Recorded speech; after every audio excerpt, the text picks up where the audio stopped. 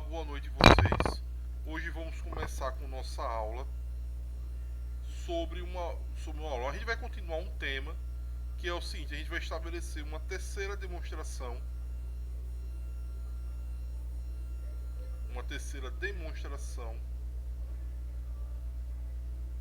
da continuação analítica da função zeta e a equação funcional.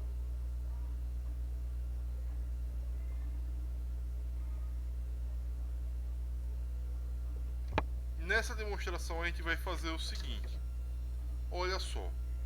Primeiro a gente vai precisar provar o seguinte lema: se o sigma, ou seja, a parte real de S for maior do que 1, temos que zeta de S é igual a 1 sobre gama de S da integral de 0 até infinito de x elevado a S menos 1 sobre E elevado a x menos 1 dx. Como provar isso daqui? A demonstração é relativamente simples. Você pega a integral de 0 até infinito de x elevado a S menos 1 de E elevado a N menos NX dx, fazendo uma substituição de variáveis, você vai ter a integral de 0 até infinito de y sobre N elevado a S menos 1 de E elevado a menos y de y sobre N. Então, nesse caso aqui, você vai ter que isso daqui é N elevado a menos S da integral de 0 até infinito de y elevado a S menos 1 de E elevado a menos y dy, e isso daqui vai ser N elevado a menos S gama de S. Somando essa identidade para N pertencente a N, somando, você vai ter que a integral de 0 de x elevado a S menos 1, certo? Você vai ter que o somatório de N igual a 1 até infinito de x elevado a S menos 1 é elevado a menos nx dx. Isso daqui vai ser a função zeta de S de gama de S. Lembrando, eu vou perguntar nesse passo, eu vou perguntar o somatório com a integral, mas isso vem da convergência de questões de convergência uniforme. Então isso daqui vai ser a integral até infinito de x elevado a S menos 1 do somatório de N igual a 1 até infinito de E elevado a menos x dx, que é igual a zeta de S de gama de S. Isso daqui é uma série geométrica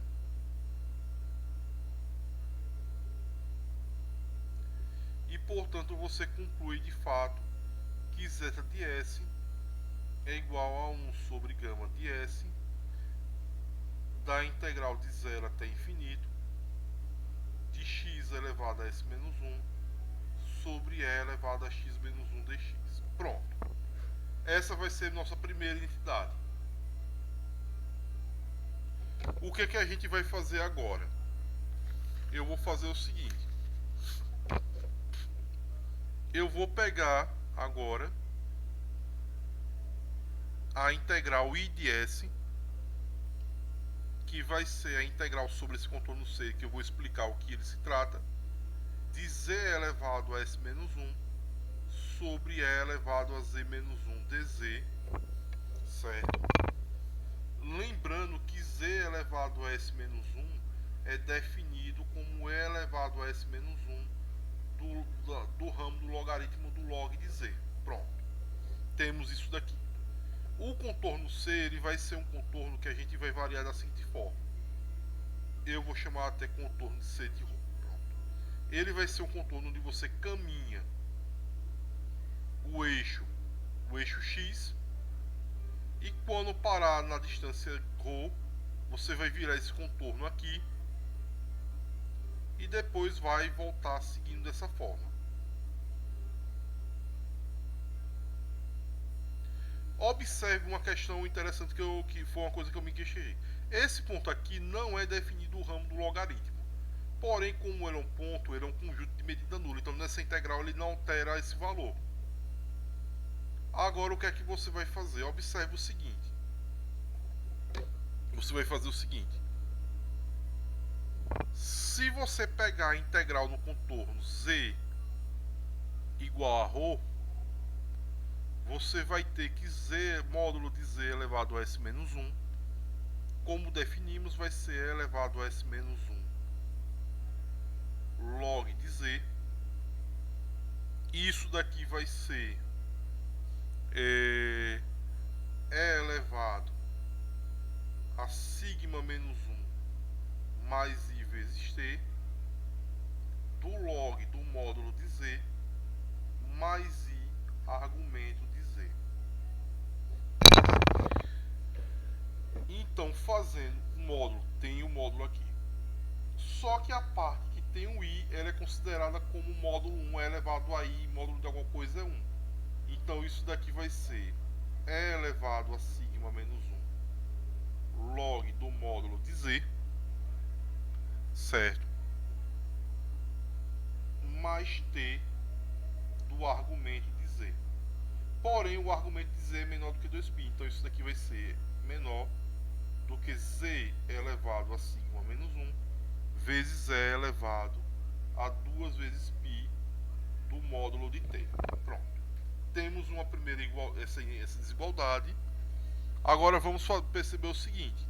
Se você usar a série de somatória de n igual a 0 até infinito de z elevado a n sobre fatorial, você conclui que para z menor do que delta, você vai ter que módulo de e elevado a z menos 1 é maior do que uma constante a vezes o módulo de z. Combina essa identidade com essa identidade, você vai ter que a integral do módulo de z igual a ρ de z elevado a s menos 1 sobre e elevado a z menos 1 dz, usando a desigualdade modular de variáveis complexas da integral. Isso daqui vai ser menor ou igual que o comprimento da circunferência Cρ, que é 2πρ, vezes ρ elevado a sigma menos 1 de A vezes ρ, vezes E elevado a 2πt módulo de t, certo? Só que o dz você vai ter o ρ aqui. Por causa do dz, o z vai ser ρ elevado a it. Aí esse ρ ele aparece no dz, quando você deriva dz, fica ρi elevado a it, tá? E portanto, isso daqui vai ser igual a 2 vezes π, esse ρ desaparece, de ρ elevado a sigma de e elevado a 2π módulo de t. E portanto, você tomando o ρ tendendo a zero, o ρ tende a zero. Agora, o que é que você vai fazer aqui? Eu acho que esse ρ aqui, na verdade, ele não aparece, mas tudo bem. Vai acontecer, vai tender para zero, porque esse ρ cancela com esse ρ, e como sigma é maior do que 1, de fato a expressão tende a zero, isso aqui tende a zero. Então, se você tomar o ρ tendendo a zero, e considerando que se você variar o ρ, o valor dessa integral ela não vai alterar por questão questões de homotopia. Esses caminhos Serrot, eles são homotópicos. Então a integral ela não se altera. Então você vai concluir que I de S, considerando sigma maior do que 1, vai ser menos a integral de 0 até infinito, performando no caminho contrário, nesse caminho aqui, mais a integral do outro caminho. Então vai ser a integral de x elevado a s menos 1 sobre e elevado a x menos 1 dx, mais a integral de 0 até infinito de x de e elevado a 2πi s menos 1 sobre e elevado a x menos 1 dx. Então, essa integral sabemos que é gama menos gama de s de zeta de s mais e elevado a 2πi, certo? Vezes s de gama de s de zeta de s. Pronto. Observando que esse menos 1 aqui não vai alterar, porque menos 1 com e elevado a 2πi vai ser 1. Então, não vai alterar muita coisa. Então, pegando essa identidade, você vai concluir que... Outra coisa importante. Se você pegar a fórmula de quadratura da função gama, você combinar essa fórmula com essa aqui, você vai ter que I de S é igual a função zeta de S de gama de 1 menos S vezes 2πi é elevado a πs. Pronto. Usando a fórmula de quadratura. Na verdade tem o i aqui. Agora o que é que você vai fazer? Você vai concluir que a função zeta vai ser e elevado a menos i πs de gama de 1 menos s sobre 2πi da integral complexa de z elevado a s menos 1 sobre e elevado a z menos 1 dz. Aqui é porque a gente usou a fórmula de quadratura e tem, parece, se eu não me engano, se eu não estiver errado, tem a fórmula que o seno de z é igual a e elevado a z menos e elevado a menos z sobre 2i. Você usa essa fórmula junto com essa, junto com isso daqui e chega nisso daqui. Pronto. Agora vamos observar o seguinte. Se você pegar a integral de z elevado a s menos 1 sobre e elevado a z sobre o contorno C, ela é uniformemente convergente, certo? Em qualquer região limitada dos complexos. E como a convergência da integral ela aí converge, você tem praticamente uma função analítica.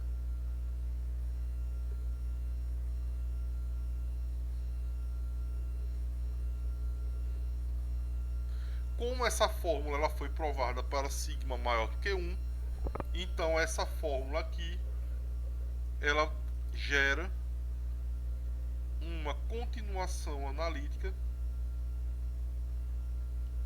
de zeta de S. E os polos de zeta de S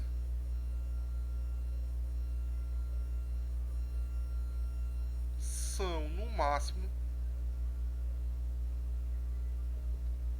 polos de gama de 1 menos S. E esses polos, os polos, no máximo são S igual a 1, 2, 3, 4 e por aí vai. Porém, esses números aqui, zeta de S é analítica. Isso aí já sabemos por causa da série e da definição. E se você calcular a integral I de 1, vai ser a integral sobre o contorno Z de dz sobre E elevado a Z menos 1. Esse contorno basicamente é 2π. É praticamente 2π. E portanto você conclui. E como você sabe que gama de 1 menos S é menos 1 sobre S menos 1 mais pontinho, pontinho, você tem que o resíduo de zeta de S em S igual a 1 é igual a 1. Pronto. Com isso, agora vamos fazer alguns comentários. Provamos a continuação analítica da função zeta de uma terceira forma. Agora, qual é o meu objetivo? Vamos fazer o seguinte. Vamos pegar a série de Laurent de 1 sobre E elevado a Z menos 1. A série de Laurent de E elevado a 1 sobre E elevado a Z menos 1 vai ser 1 sobre Z menos 1 meio mais B1 vezes Z sobre 2 fatorial menos B2 de Z ao cubo sobre 4 fatorial e por aí vai. Usando essa fórmula e jogando nessa integral, você calculando ela usando o teorema de Cauchy, você vai ter que zeta de E de 0 é igual a menos 1 meio. A ideia seria a seguinte: você vai, por exemplo, integrar, você vai jogar essa fórmula e tentar usar o teorema de Cauchy. Basicamente, você vai tentar usar o teorema de Cauchy e chegar nisso daqui. Usando, se eu não me engano, a fórmula, você pegar uma série de Laurent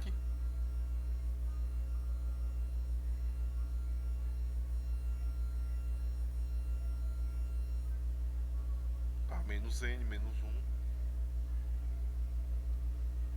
certo? Aí você tem,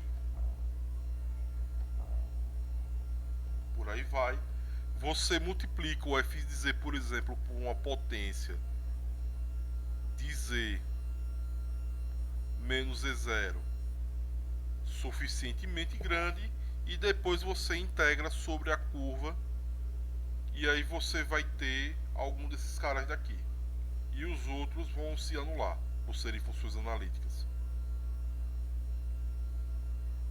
Então agora o que é que a gente vai fazer aqui? E com isso, e usando essa ideia também, você observa que não aparece os termos pares. Então você conclui que se a função z ela se anula justamente nos zeros triviais. Justamente não, ela se anula nesses valores aqui que são zeros triviais. E você também pode concluir que a função z aplicada a 1 menos 2m é menos 1 elevado a m b de m sobre 2m para m igual a 1, 2, 3 e vai por aí. Pronto.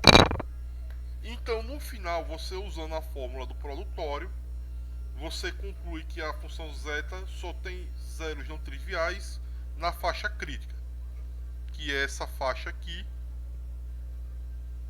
entre 0 e 1. Os zeros da função zeta estão aqui.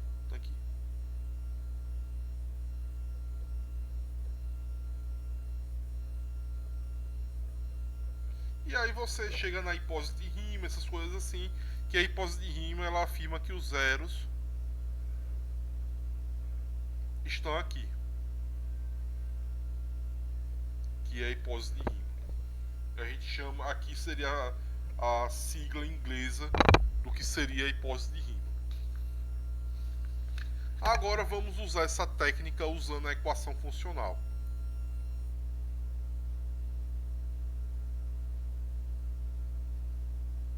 A equação funcional.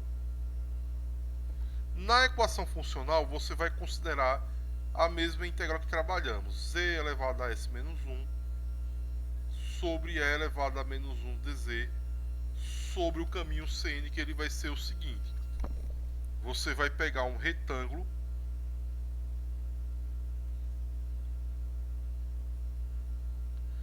cujos vértices, o vértice será 2n mais 1 π 1 mais i, 2n mais 1 π 1 menos i, e você vai ter menos 2n mais 1 π 1 mais i e 2n mais 1 π vezes menos 1 mais i. Pronto. E não somente isso, essa integral essa curva você vai considerar com a orientação oposta ao contorno que nós trabalhamos. Certo? Lembrando que você tem que, e não somente isso, você nesse ponto, você exclui, não, nesse ponto vamos analisar essa curva aqui. Você sabe que E elevado a z menos 1 tem zeros em 2, E elevado a z menos 1 tem zeros em mais ou menos 2πi mais ou menos 2nπi, certo? O que é que a gente vai fazer? Então, isso daqui são polos de z elevado a s menos 1 sobre E elevado a z menos 1. E, por exemplo, se você vai fazer o seguinte, eu vou dar uma dica. Existe uma fórmula para você calcular os polos, que é você pegar, deixa eu me lembrar aqui, é você fazer o seguinte, você tem uma função complexa f de z com polo, por exemplo, c de grau n, o que é que você faz? Eu vou chamar z0, você multiplica z menos z0 elevado a n, multiplica com f de z, se eu não me engano, eu não sei se f de z é elevado a menos 1, e aí o que é que você faz? Você deriva, e parece que você tem que dividir sobre 1 sobre n menos 1 fatorial. Qualquer coisa você acha essa fórmula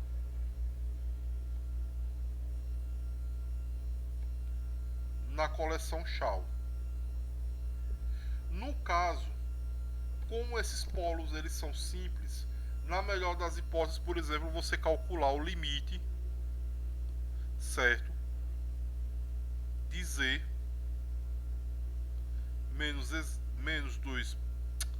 z menos, por exemplo, 2n πi, certo, vezes z elevado a s menos 1 sobre E elevado a z menos 1. Você calcula o limite e por aí vai. Pronto. Que é calcular a derivada. Pronto. Agora observe o seguinte. Se você pegar o 2πi, nπi, você tem resíduo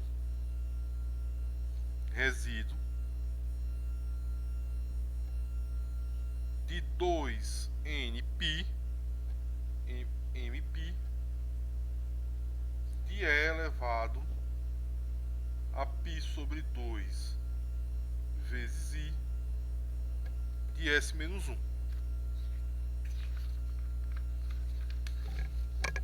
Se você pegar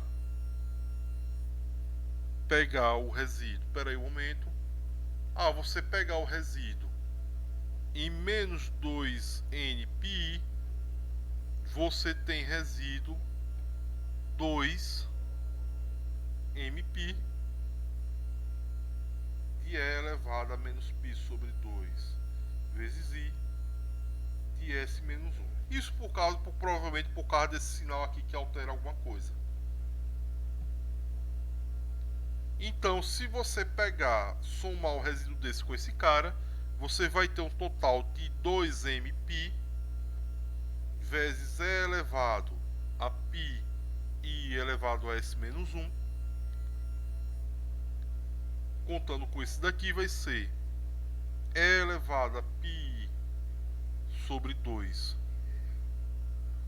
de S menos 1, mais E elevado a menos π sobre 2 de S menos 1. Pronto. E isso daqui você usando a fórmula do seno de Z igual a E elevado a Z menos E elevado a menos Z sobre 2, se eu não me engano, sobre 2i, acho que é IZ, se eu não me engano, tem essa fórmula aqui. Você conclui que isso aqui é 2mπ de E elevado a πi S. Esse menos 1 aqui não vai mudar muita coisa, porque E elevado a menos π é 1, se eu não menos 1. Então aqui fica menos 2 do seno de π sobre 2 vezes S.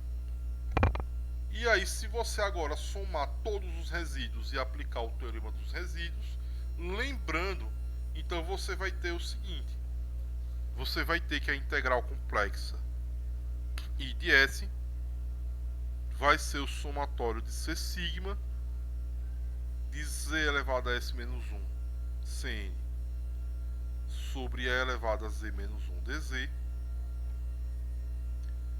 mais 4πi do seno de πs sobre 2, aplicando já o teorema dos resíduos, de E elevado a πs do somatório de m igual a 1 até n de 2mπ de S menos 1. Aí você vai estimar essa integral, você vai ter que Z elevado a S menos 1, isso daqui vai ser big O Z elevado a sigma menos 1, e como a gente construiu o caminho, esse caminho aqui, limitado de comprimento 2n menos 1, 2n mais 1, isso daqui no máximo vai ser limitado big O n elevado a sigma menos 1. E 1 sobre E elevado a Z menos 1 vai ser big O de 1 sobre Z. No caso. Na verdade, isso daqui vai ser, deixa eu ver aqui.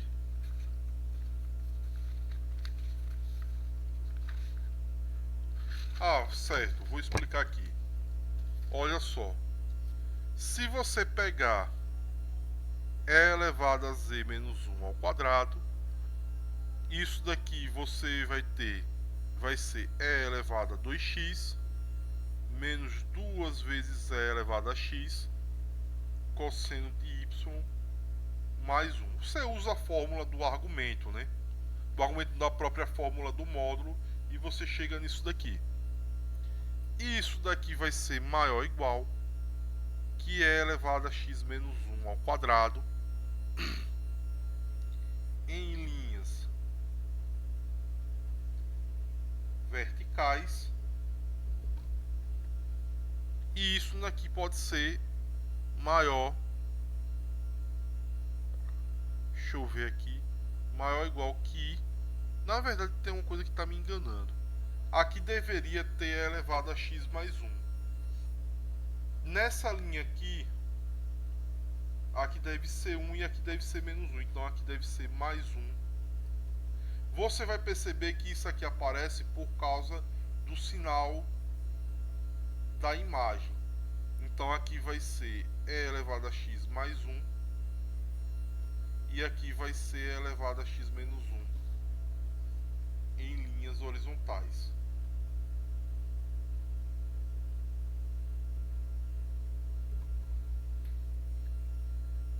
E portanto, isso daqui, se você for perceber como você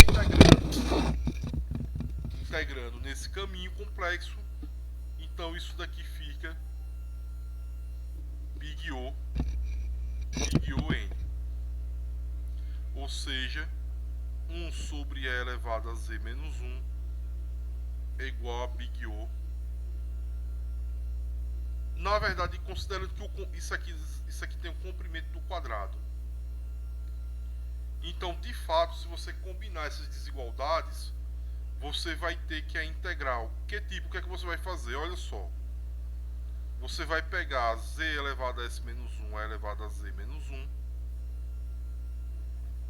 E isso daqui vai ser menor que o comprimento 2π vezes o comprimento de Cn, comprimento de Cn, vezes o máximo do módulo de Z elevado a S menos 1 sobre o módulo de E elevado a Z menos 1. Isso daqui você usando essas estimativas que eu fiz, no final das contas, isso daqui vai tender a zero. Usando essa estimativa, usando essa daqui e usando a do comprimento que é o Cn, vai tender a zero.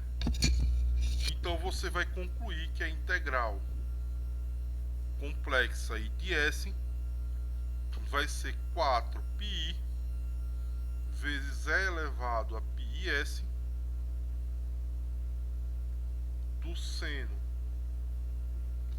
de πs sobre 2 do somatório de m igual a 1 até infinito de 2mπ elevado a S menos 1. E isso daqui vai ser 4π de E elevado a πs do seno de πs sobre 2 de 2π elevado a S menos 1 de zeta de 1 menos S. Aí você, mais uma vez, como sabemos que I de S é igual a 2π de E elevado a πs de zeta de S sobre gama de 1 menos S, combine essa fórmula com essa, você acaba concluindo, certo? De novo, a equação funcional que de zeta de S é gama de 1 menos S de zeta de 1 menos S de 2 elevado a S π elevado a S menos 1 do seno de πs sobre 2. Pronto. Com isso a gente já tem uma informação, já temos a equação funcional. E se você usar de novo a fórmula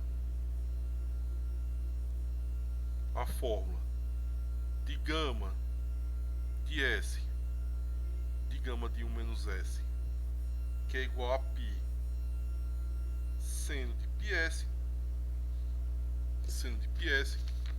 deixa eu ver aqui se a fórmula não está errada.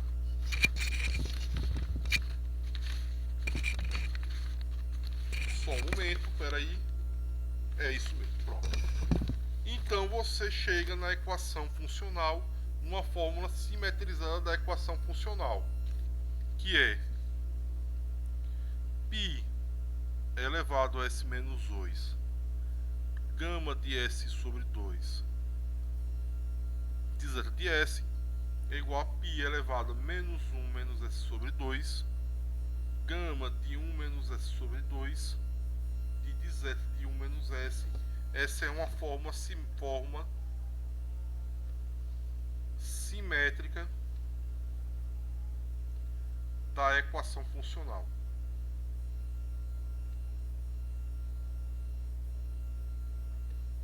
Agora, o que é que a gente vai fazer aqui? Uma vez que determinamos a equação funcional, aí a gente já termina nosso objetivo. Eu estou satisfeito por agora. E vamos futuramente para um próximo vídeo. Mando um abraço para vocês e boa noite.